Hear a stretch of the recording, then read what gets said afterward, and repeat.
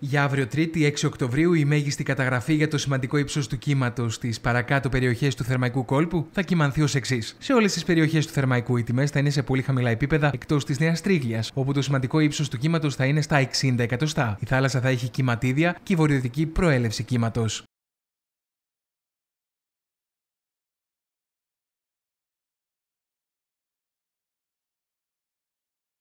Ας παρακολουθήσουμε αναλυτικά τις ημερήσιες κάρτες για την κατάσταση της θάλασσας και προέλευσης του κύματος ανά τρίωρο.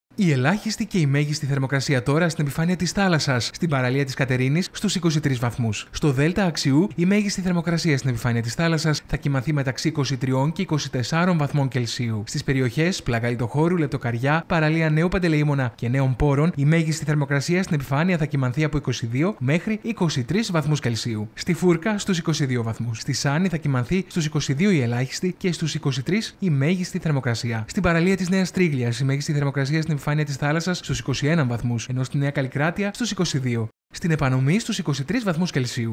Στις περιοχές Περαία, Νέα Κρίνη, παραλία Θεσσαλονίκης και Καλοχωρίου, η μέγιστη θερμοκρασία στην επιφάνεια της θάλασσας θα είναι στους 24 βαθμούς. Ας παρακολουθήσουμε τις ημερήσιες κάρτες θερμοκρασίας ανά τρίωρο στις περιοχές του Θερμαϊκού κόλπου.